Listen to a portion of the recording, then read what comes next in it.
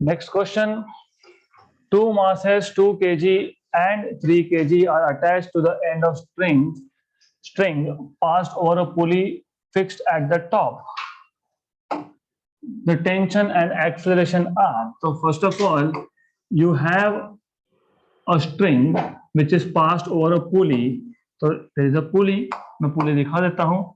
And you have a pulley over here.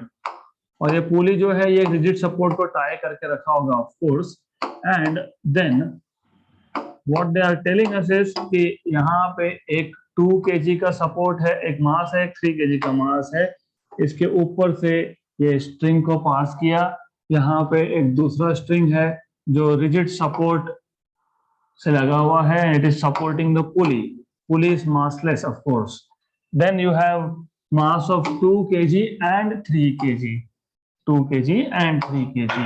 और आपको ultimately find ये करना है what is the tension and what is the acceleration. तो remember this question is very very easy provided ये 3 kg का मास है, ये 2 kg का मास है, प्रोवाइडेड यू नो बेसिक्स. अगर 3 kg का मास है तो डेफिनेटली ये नीचे जाएगा क्योंकि यहाँ पे फोर्स ज्यादा है, और ये ऊपर जाएगा क्योंकि ये फोर्स कम है. क्योंकि स्ट्रिंग सेम है तो टेंशन भी सेम होगा. आपको टेंशन एंड एक्सेलरेशन पूछा है. I told you to find out acceleration you have to do directly net force upon total mass. Net force as you can see, net force ये जो 3g है ये नीचे ले जाएगा मास इंटू जी, और ये उसको अपोज करेगा 2g, तो 3g माइनस 2g.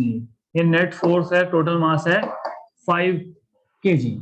तो ये आ जाएगा g बाय 5. ये मिल गया आपको एक्सेलरेशन. अब आपके पास C या D में से एक ऑप्शन होगा, right.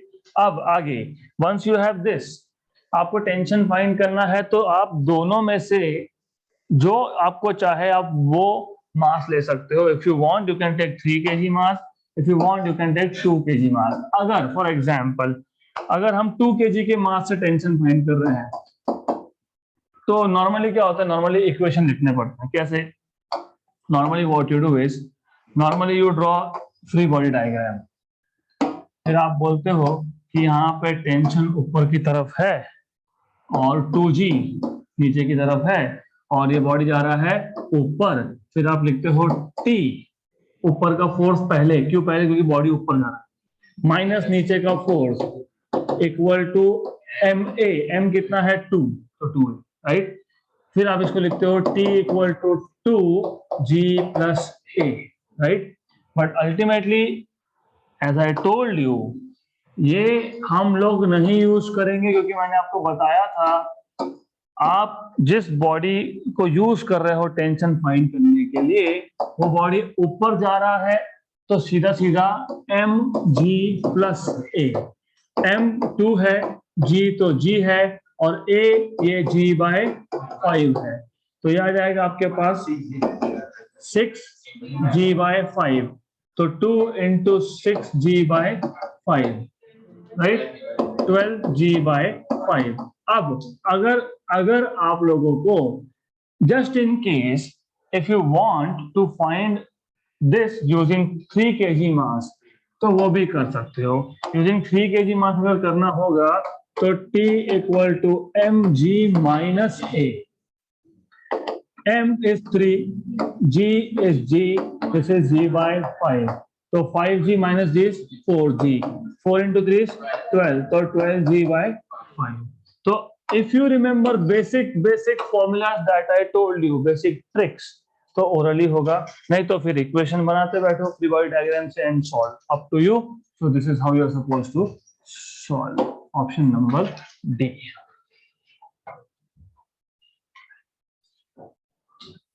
Next question. 3 blocks A, B, C weighing 1, 8, 27 kilogram respectively are connected as shown in figure with an inextensible string. मतलब length of the string will not change and are moving on a smooth surface. Now there is no friction basically. T3 is equal to 36 Newton. Then T2 is. मैंने आपको एक बार बताया था कि ये जो T3 है ये आखिरी ब्लॉक को है, मतलब ये ड्राइविंग फोर्स है। आप एफ से डिनोट करो, क्या फर्क पड़ता है, या टेंशन टी से डिनोट करो, because ultimately is the force. तो दिस इज ड्राइविंग फोर्स। कितना है ड्राइविंग फोर्स? 36 न्यूटन का। आपको पूछा है T2, मैंने आपको बताया था T2। तो जब T2 पूछा हो तो आई टोल्ड यू कि जिस स्ट्रिंग में टेंशन पूछा उसके पीछे कितना मास है वो देखो। तो T2 अगर फाइंड करना है तो उसके पीछे कितना मास है? ma प्लस mv और मल्टीप्लाई बाय एक्सेलरेशन। और मैंने आपको बताया था कि एक्सेलरेशन जब फाइंड करना होता है तो ड्राइविंग फोर्स, और ड्राइविंग फोर्स यहाँ पे है T3 divided by total mass. Total mass है यहाँ पे ma plus mb plus mc। तो हमेशा याद रखना जिस स्ट्रिंग में टेंशन निकालना है उसके पीछे कितना mass? ma plus mb into acceleration. पर एक्सेलरेशन क्या है? Driving force. ड्राइविंग फोर्स क्या है? T3 by ma plus mb plus mc। ma plus mb, a और b का मास कितना है? 1 और 8 9। T3 कितना है? 36। और ये कितना है? 1 8 और 27। तो 36 और 36 कैंसल, तो बचा 9। तो how much is the tension? 9 Newton. So simple. So this trick is also lengthy. Let us make a shortcut again. You see, एक चीज याद रखना, ड्राइविंग फोर्स और अगर सम ऑफ मासेस ये इक्वल आ गया तो एक्सेलरेशन हो गया 1, because acceleration is force upon total mass. तो जब क्वेश्चन पढ़ रहे थे तो इमीडिएटली तब के तब नंबर्स को ऐड करते जाना है। 1 8 27 36, टोटल मास 36, ड्राइविंग फोर्स 36। तो टेंशन फाइंड करते वक्त सिर्फ पीछे कितना मास है वो देखो, 1 + 8 9 हो गया 9। T1 पूछा होगा तो 1, खत्म, that's it, done. Good. Next question. अब ये भी ओरल क्वेश्चन है। Well by the way this is oral. 3 solids of masses m1 m2 m3 are connected with weightless string in succession and are placed on a frictionless table. If mass m3 is drag, same है m1 m2 m3, right? सिर्फ masses नहीं दिए, उसको m1 m2 और m3 बता दिया। m3 is drag मतलब C block जिसका मास m3 is drag, okay, with a force T, जिसको यहाँ पे T3 बोला उसको वहां पे T बोला है। The tension in the string between m2 and m3 is, m2 और m3 में टेंशन मतलब m2 और m3 के बीच का, मतलब बेसिकली T2 क्या आएगा? m1 प्लस m2 एक्सेशन, और acceleration tension upon total mass. तो m1 plus m2 tension upon m1 plus m2 plus m3। तो very difficult question, option number C. वापिस से वैसा ही क्वेश्चन है।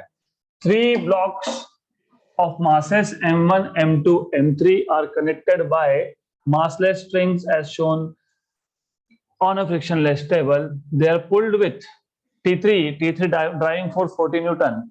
Okay, m1 is 10, m2 is 6 and 4। ये 20 है और ये 40 है, तो ए आएगा 2 आएगा ये T2 मतलब इन दोनों का मास है कितना है? 10 + 6 16 × 2 32, right? Good. Do you want to write this? No. तो ऐसे क्वेश्चंस जस्ट देखो और सॉल्व करो, खत्म, राइट? तो वापस एक बार समझ लो, T3 ये ड्राइविंग फोर्स है, ये 40 दिया है, और acceleration is driving force by total mass. 40 by total mass is 10 + 6 + 4 20, तो बाय 20 कर दिया तो मिल गया A। और टेंशन T2 बोला है तो इसके पीछे कितना मास है? m1 + m2 मतलब 10 + 16 × A, क्योंकि tension T2 is m1 + m2 × A। m1 + m2 is 10 + 6 16 × 2 32 Newton, option number D. This we have to solve. 2 masses m1 and m2 where m1 is greater than m2, very good, are connected by massless flexible and inextensible string passed over massless and frictionless pulley. The acceleration of center of mass is, that is something good. अब ऐसा है, इसके लिए हमको लगेगा diagram. तो what I will do is I'll just take up the diagram from one of the question that we have solved recently. तो यहाँ पे हमने ये क्वेश्चन सॉल्व किया था, यही डायग्राम है. It's the same diagram that you have to use. So सिर्फ इतना बोला है आपको, मासेस की जगह पे they have given you M1 and M2 and M1 is greater than M2. तो ऐसा है ये. तो मान लो अभी जो ग्रेटर है वो नीचे जाएगा, तो यहाँ 3 की जगह पे आ जाएगा M1 kg. ये M1 kg है मान लेना. और यहाँ जहां पे आपने 2 लिखा है, that 2 is nothing but M2. okay, so this is M1, this is M2. M1 is greater than M2. आपको पूछा है व्हाट इज द एक्सेलरेशन, किसका? सेंटर ऑफ मास का. तो अगर आपको सेंटर ऑफ मास का एक्सेलरेशन का फॉर्मूला याद है तो यू कैन सॉल्व दिस. नहीं याद है तो कोई प्रॉब्लम नहीं है. Will see. So there are first of all 2 accelerations involved.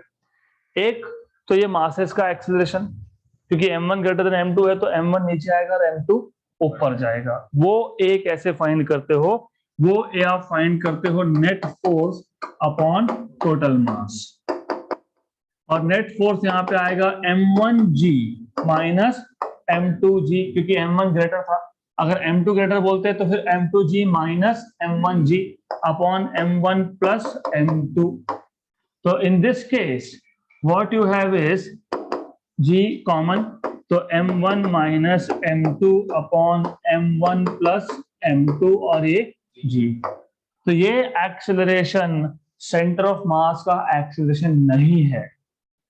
अरे तो समझ लेना, this is not the acceleration of centre of mass.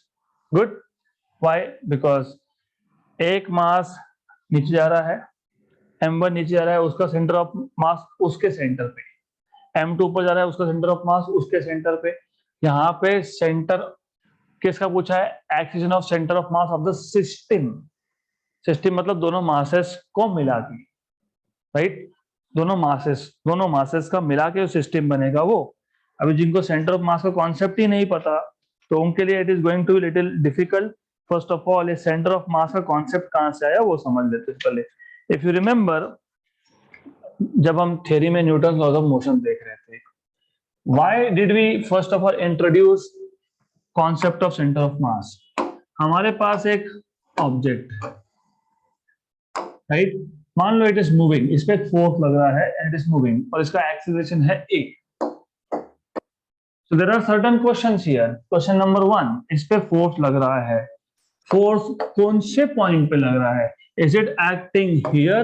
Is it acting here? Is it acting somewhere here or where?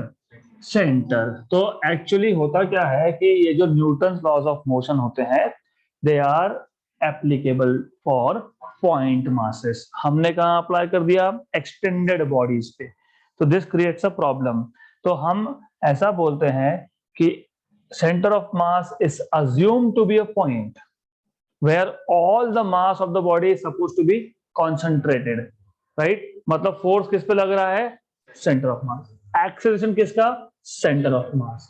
तो अगर आपके पास एक सिमेट्रिकल बॉडी है, जैसे ये sphere, it is symmetrical body क्योंकि इसमें mass distribution in all the direction is same. तो in case of symmetrical bodies, इनका सेंटर ऑफ मास होता है इसके खुद के सेंटर पे. In case of bodies like rectangle, like a square, चाहे वो रेक्टेंगल हो चाहे वो स्क्वायर हो, ऐसे केसेस में centre of mass lies where the two diagonals intersect.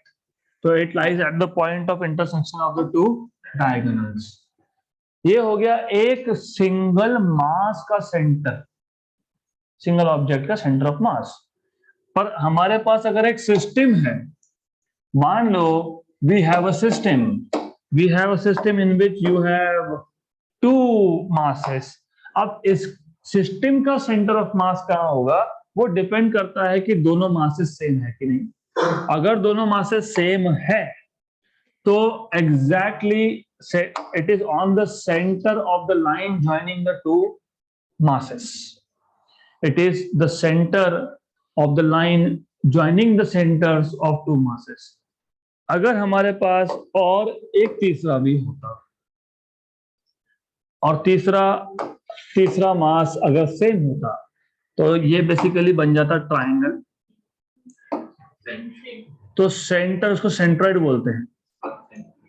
तो it is at the centroid basically, right, centre mass of the system. Good.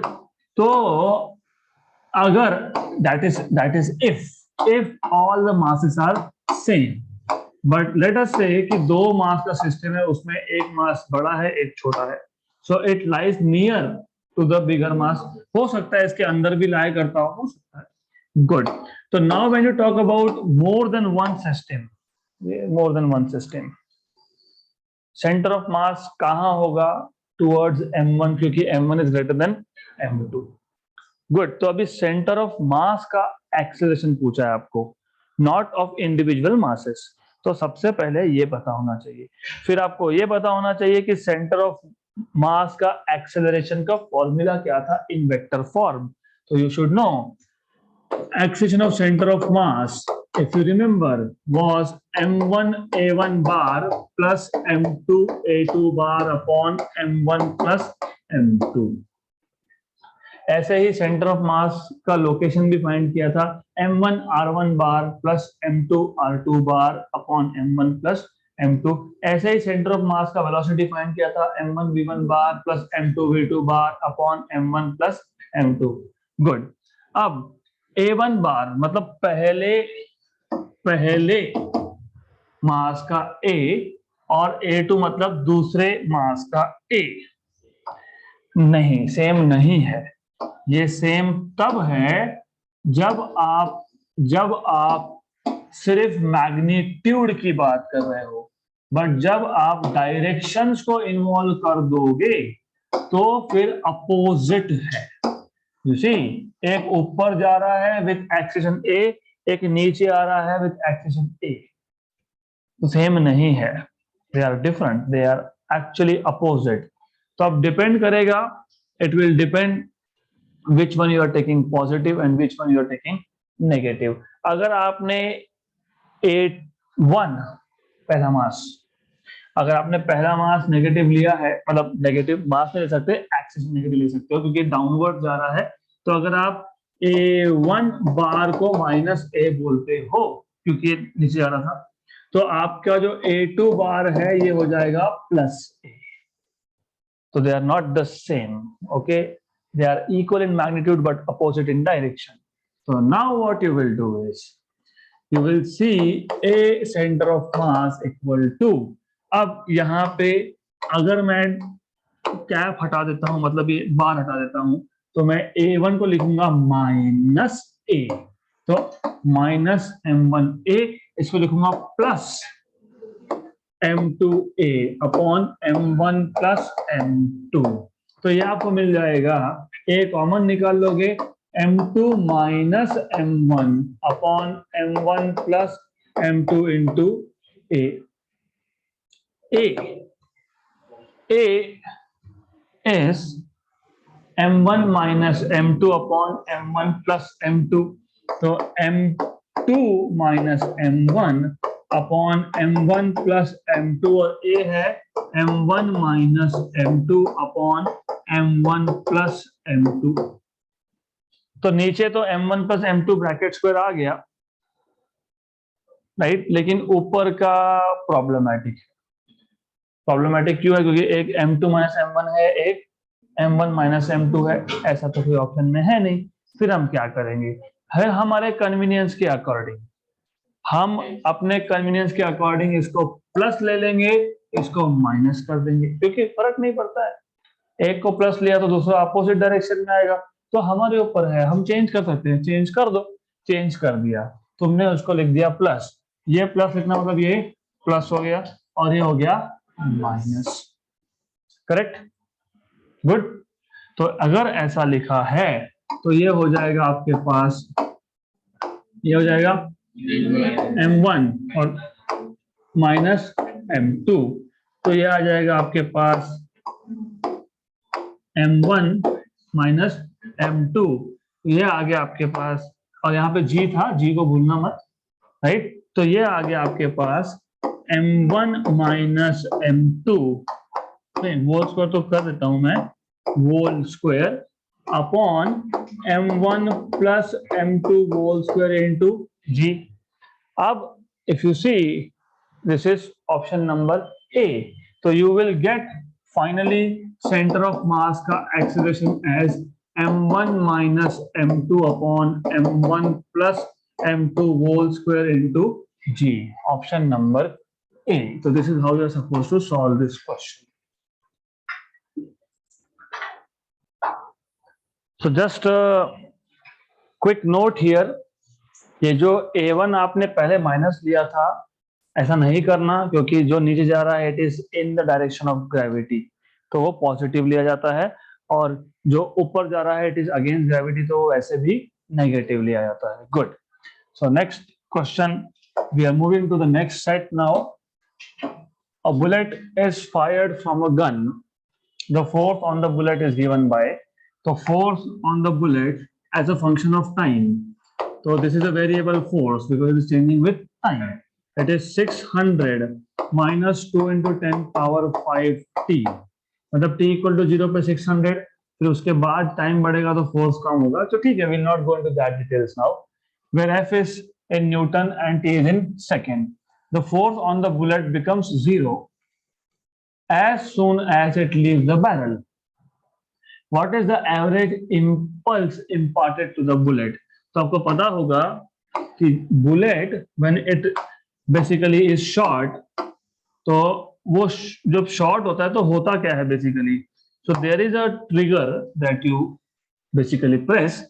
तो पीछे, उसके पीछे एक there's something which will hit the bullet and the bullet will go forward. तो what happens is, आपने देखा होगा बुलेट, कभी भी गन के अंदर देखा होगा अगर, तो जब आप ट्रिगर प्रेस करते हो, तो ट्रिगर प्रेस करते हो तो पीछे, उसके पीछे, बुलेट के पीछे देयर इज समथिंग, तो ये इसको हिट करेगा, ये इसको इंपल्स देगा, राइट, मोमेंटम इंपार्ट करेगा and it starts moving, right. तो उन्होंने बोला है the force on the bullet become 0 as soon as it leaves the barrel, जैसे ही पाइप बैरल से बाहर आया गन के, the force becomes 0, right?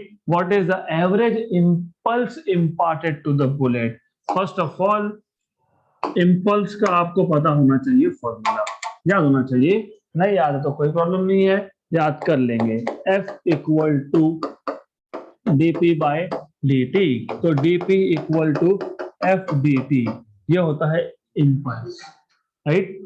This is the impulse, but this is impulse when the force is constant. यहाँ force constant है क्या? नहीं है, तो constant नहीं है, variable है। तो जब variable force हो तो उस केस में अगर आपको impulse J find करना है तो होता है integration from some initial time to some time, तो T1 to T2 भी बोल सकते हो, तो you can say some time T1 to T2 F dt, because in this case what is not constant is force, force is variable, अगर force constant होता तो integration करने की जरूरत हमको नहीं पड़ती। तो क्या बोला है आपको, आपको बोला है the force on the bullet becomes 0 as soon as the bullet leaves the barrel, ठीक है, लेकिन कितने टाइम के बाद force 0 हुआ, that is what you want to find, what is the time at which the force becomes 0, क्योंकि initial time तो मैं 0 ही लूंगा, फाइनल टाइम मतलब when the force becomes 0, तो फोर्स 0 कब होगा, so if F is equal to 0, मतलब force को 0 कर ही लो, फिर बोलो कि बट F क्या है हमारे पास, 600 माइनस 2 इंटू 10 पावर 5 t, इसको मैं बाद में T2 बोल दूंगा, इक्वल टू 0, तो 600 equal to 2 into 10 power 5 is 10 power 3 और ये 10 पावर 2 इज 100, ऐसा क्यों किया, क्योंकि ये 103 था, तो t आ गया 3 अपॉन 10 पावर 3, मतलब 3 इंटू 10 पावर माइनस 3 सेकेंड्स, और इसको हमने बोल दिया है t2, this is the time when force becomes 0। तो इंटीग्रेट वाई, देखो थिंग इज, ये अंडर अजम्पशन है कि जो पीछे से बुलेट को धक्का लगा, वो धक्का कब तक लगा, जब तक वो बुलेट बैरल के बाहर नहीं आता। जैसे ही बैरल के बाहर आया तो पीछे से जो पुश कर रहा था वो थोड़ी बाहर आया, साथ में कौन आया, बुलेट, राइट। तब तक कांटेक्ट रहा, राइट। मतलब टाइम 0 से लेके तो इतने टाइम तक the force is being imparted on the bullet. तो ये आपको पहले पता होना चाहिए। This is why we are finding out this time. तो अब आप बोलोगे इम्पल्स इक्वल टू T1 वो था 0, T2 था 3 इंटू 10 पावर -3, फोर्स है 600 -2, 2 ही है ना, -2 इंटू 10 पावर 5 T और dt। देन अगर आपको इंटीग्रेशन याद है तो मैंने आपको बताया था कि इंटीग्रेशन करते वक्त अगर दो टर्म्स हो तो दोनों टर्म्स को सेपरेट कर लेंगे, राइट। तो दोनों टर्म्स को हम लोग कर लेंगे सेपरेट और दोनों का अलग अलग से हम लोग करेंगे इंटीग्रेशन। इसमें 600 कांस्टेंट है, कांस्टेंट को रख दिया बाहर, इंटीग्रेशन कर लिया dt का 0 से 3 इंटू 10 पावर -3 टाइम तक, -2 इंटू 10 पावर 5 है कांस्टेंट, इसको कर लिया बाहर, ये लिख दिया t dt 0 से 3 इंटू 10 पावर -3 तक।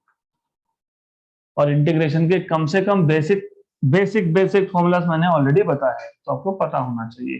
कांस्टेंट जैसे डेरिवेटिव के बाहर होता है वैसे इंटीग्रेशन के भी बाहर होता है। फिर जैसे सिर्फ dt है तो इसका इंटीग्रेशन होता है t, सिर्फ dx होगा तो उसका इंटीग्रेशन होगा x। तो इसका जो इंटीग्रेशन आता है वो आता है t, क्योंकि लिमिट्स है तो लिमिट्स भी लिखने पड़ते हैं। और अगर t है तो इसका इंटीग्रेशन आता है t²/2, x dx का इंटीग्रेशन होता है x²/2। तो ये आ जाएगा 0 और 3 इंटू 10 पावर -3। गुड। अब ये और ये हो गया आपका कैंसल आउट। देन इसके बाद आप क्या करते हो, इसके बाद आप अपर लिमिट डालते हो, ऊपर जो लिखा है वो, और आप माइनस करते हो इसमें से लोअर लिमिट। और अगर आपको इतना ज्यादा प्रॉब्लम नहीं क्रिएट करना तो उसका और एक रास्ता है, मतलब if you don't want to do all this, answer तो सेम ही आएगा, but if you think you can go wrong while doing all this, so my suggestion is ये लिमिट्स को सबसे हम आखिरी में रख सकते हैं। तो आप इसको T1 to T2 इधर ऐसा ही रखो, आखिरी में डालेंगे क्योंकि सॉल्व करना है। तो T1 और T2 तो आखिरी तक वैसे के वैसे रहेंगे। तो 600 dt ये पहला integration, -T1 to T2 2 into 10 power 5 t dt ये सेकेंड इंटीग्रेशन। 600 कांस्टेंट था जिसको आपने बाहर निकाल लिया था, इसमें इंटीग्रेशन किया था आपने dt पे, कहां से कहां तक, t1 से t2 तक, -2 इंटू 10 पावर 5 आपने इंटीग्रेशन किया किस पे, t पे, t dt पे, कहां से, t1 से t2 तक, राइट। इसका भी शॉर्टकट होता है, वैसे इसका भी शॉर्टकट है, मैं सिर्फ बता रहा हूं, I will not do that. अगर दोनों इंटीग्रेशन में लिमिट सेम है तो इस केस में लिमिट्स लिखो ही मत, सीधा दोनों के बाहर कॉमन लिमिट्स लिख लो।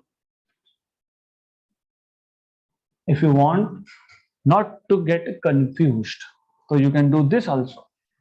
लिमिट्स तो वैसे भी सेम है दोनों पे, जब दोनों इंटीग्रेशन के लिमिट सेम है तो ऐसा लिख दो।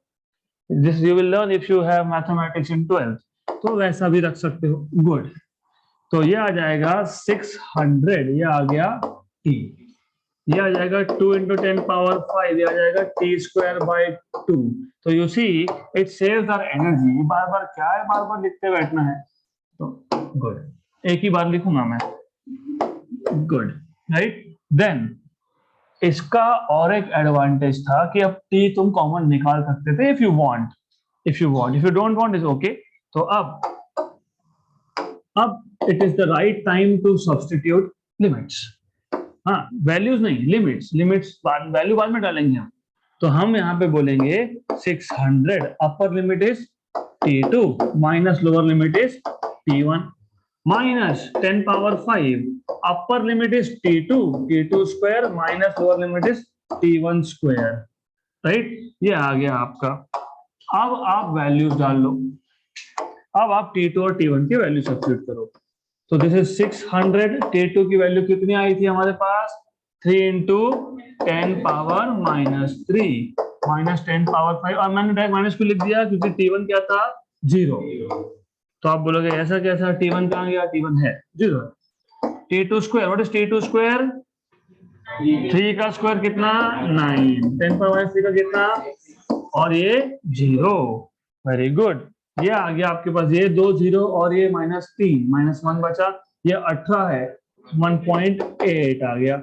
ये माइनस है ना, माइनस है। This is you see 10 power 5 और ये 10 पावर -6 मतलब -1 और 9 मतलब 0.9। 1.8 में 0.9 गया तो 0.9, और यूनिट क्या होता है पता है? न्यूटन सेकेंड या फिर किलोग्राम मीटर पर सेकेंड, ये आता है इंपल्स का यूनिट। तो इतना आंसर आपको मिलना चाहिए, 0.9 Newton second. Next question, a good question. थोड़ा सा यहाँ पे may be diagram is not very clear, so what you have is a body of weight 2 kilogram is suspended as shown in figure. So you have a body of 2 kilogram is suspended as shown in figure. Okay, the tension T1 in the horizontal string is, तो यहाँ पे actually 2 string है, as you can see। एक string ये है और फिर दूसरा स्ट्रिंग भी है, तो you have another string over here, or then you have a body suspended.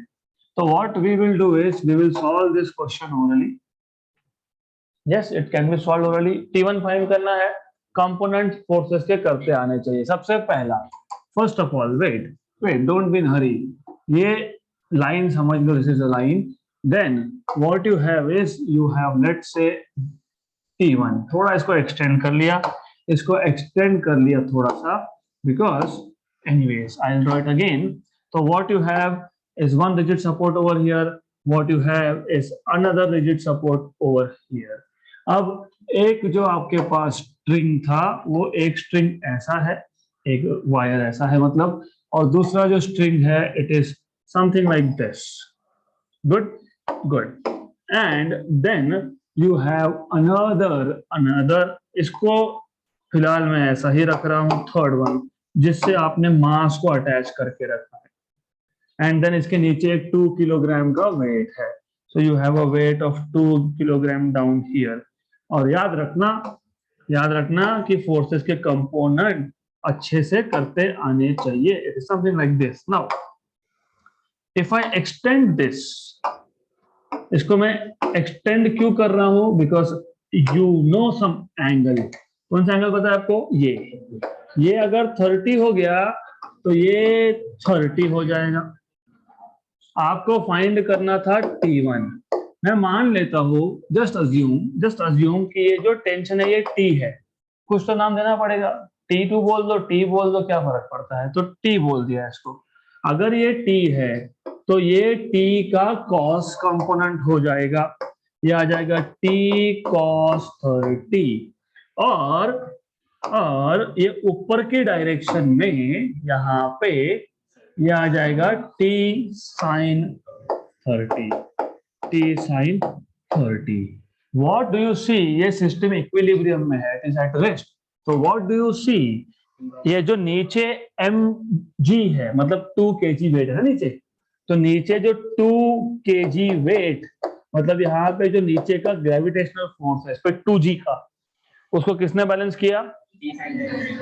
T sin theta. तो what you can say is T sin theta मतलब 30, it is equal to 2, नहीं 2g नहीं, क्योंकि आंसर भी kgWt में पूछा है, ये भी kgWt में है। ये न्यूटन में होता तो न्यूटन में आंसर पूछते, anyways, but you should know कि डायरेक्टली लिख दो। अगर आपको कंफ्यूजन हो रहा होगा तो मैं लिख देता हूँ unit. Good good. What is sine 30? Half, half या 2। तो what is tension T now? 4 kgWT। ये आपको मिला है टी, आपको चाहिए T1, लेकिन आप देख रहे हो T1 को किसने बैलेंस किया? टी कॉस थीटा ने। तो T1 को बैलेंस करने के लिए वहां पे था T cos 30। T तो आ गया 4, cos 30 है √3/2, तो 2√3 kgWT, क्योंकि kgWT में ही आंसर था। तो you have option number C. Done. So that's it for today. We'll continue with more questions in the next session.